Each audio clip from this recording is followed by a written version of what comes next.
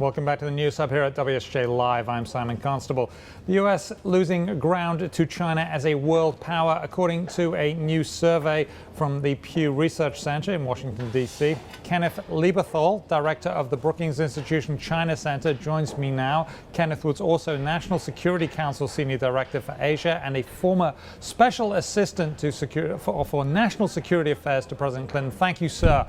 You have a lot of credentials. We're suitably impressed. My pleasure. Good to be here. So let me just recap some of the things that we know. A new Pew Research study finds the U.S. losing ground to China. 37% of the U.S. view China positively, and 40% of China views the U.S. favorably. What are your thoughts on this? Well, first of all, the big question in this survey was, is China now, or will it become, the dominant superpower? And the answer was, around the world, basically more people think that that is the case than was true the last time they did the survey. The problem with that question is, when you say, will it ever become the dominant superpower, is really driven by people's images of a rapidly growing Chinese economy. We'll have to see 2 years from now whether you get the same kind of response. The second issue was on soft power. Who do you admire and why? And there, China was widely not admired for its domestic system, but was admired for advances in science, technology, and economic acumen. The U.S. was widely admired for protecting human rights and that kind of thing domestically.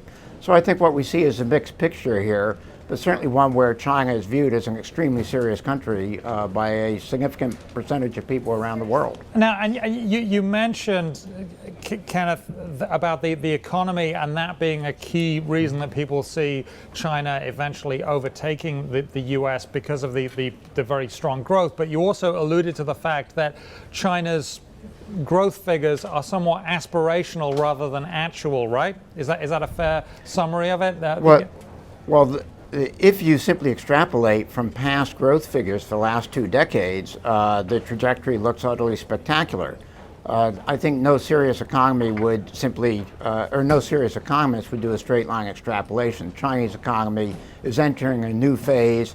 It may sustain growth at the 7 or 7% level for some years to come. It's not going to get up to double digits again in the future, and it runs some risk of slowing down quite dramatically for a prolonged period. So we'll have to see how that plays out. It's interesting in that survey, it is the countries closest to China who have the lowest expectations of China's becoming the dominant superpower. Japan, South Korea, the countries right around the periphery are much less optimistic about China's future than our countries in Europe or Africa or Latin America. So one of the things that surprised you with regard to neighbors of China is 95% of Japan views China negatively, and you say, hey, there must be something wrong here because the Japanese can't agree on 95% of anything.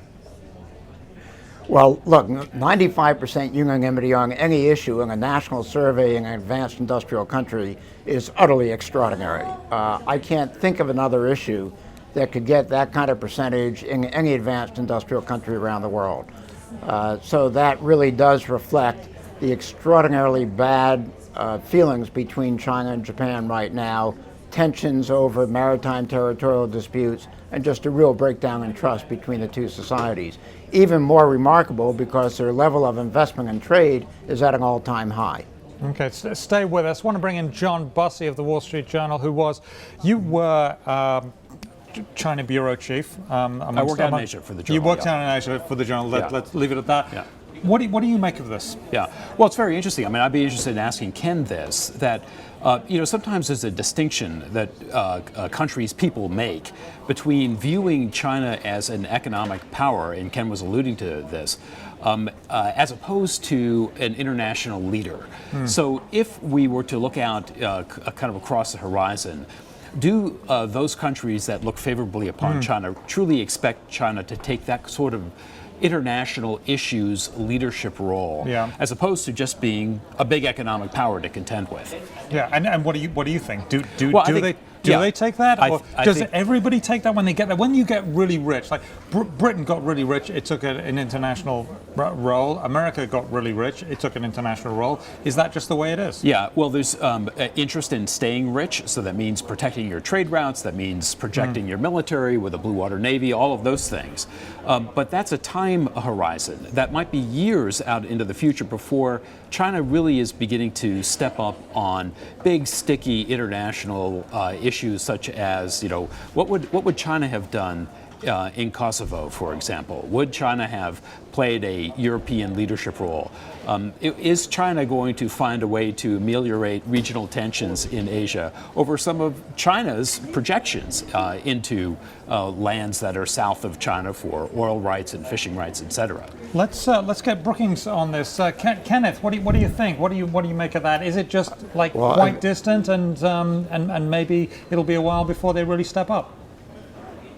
I do think it's a very important distinction. I think he is exactly right in his comments, and I would add that in this survey, one of the questions they ask is to what extent China considers the interests of others when it makes policies.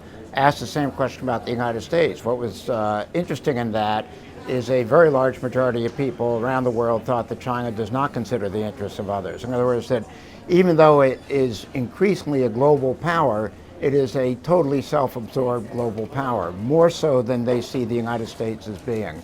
I think that reflects some reality out there. I do think it's going to be a long time before China acts for the common good or to preserve the global commons in a constructive way, rather than looking first of all to its own security and economic core interests. Okay, we have to leave it at that. Thank you very much, Kenneth Lieberthal of the Brookings Institution. We appreciate your time, sir. And thank you very much, John Bussey.